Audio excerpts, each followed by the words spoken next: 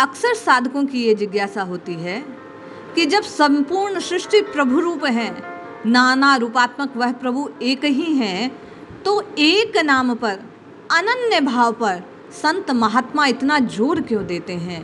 क्यों एक ही नाम को जपने के लिए बार बार कहा जाता है? अन्य नामों को जपने में क्या त्रुटि है, क्या भाव है? आप बतलाने की कृपा करें। आप और मैं इस बात को समझें कि अनन्य भाव से प्रभु की प्राप्ति क्यों हो जाती है, क्यों संत और महात्मा बार बार अनन्य भाव से प्रभु को भजने को कहते हैं। इस संबंध में आनंदमयी माँ का एक वृतांत श्रवण करते हैं। माँ से एक जिज्ञासु ने प्रश्न किया कि माँ, तुलसीदास जी तो महाज्ञानी और भक्त थे। माँ ने उत्तर दिया, निसंदेह वे थे ही।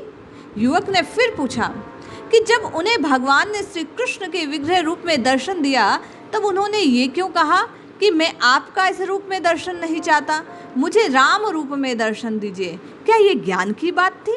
वे भगवान ही तो थे सब रूपों में।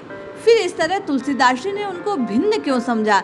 जैसा आप और मैं कहते हैं कि कभी राम को भज लें, कभी कृष्ण को भज लें, कभी शिव को भज लें, कभी माँ को भज लें, तो क्या फर्क पड़ना है? सब रूप तो भगवान के ही हैं। माँ आनंदमयी कहती हैं, तुम कहते हो वे ज्ञानी थे, भक्त थे, दोनों बात थी। उन्होंने ज्ञान की बात तो ये कही कि आप हमें राम रूप में दर्शन दीजिए। मैं आपके इस रूप का दर्शन नहीं चाहता, मैं राम रूप का दर्शन चाहता हूँ। ये प्रमाण है कि तुलसीदास जी जानते थे कि श्री राम और श्री कृष्ण एक हैं, अभिन्न हैं। आप मुझे दर्शन दीजिए, ये उन्होंने इस बात का प्रमाण देते कहा। रूप मात्र भिन्न है, पर मूलतः तत्व तो एक था, ये तुलसीदास जी जानते। इन्हीं शब्दों में तो उन्होंने अपनी बात कही। भक्ति की बात तो उन्होंने कही कि मैं अपने राम रूप में ही आपके दर्शन चाहता हूँ, क्योंकि वही रूप मुझे प्रिय है। इस कथन में ज्ञान और भक्ति दोनों का समावेश है।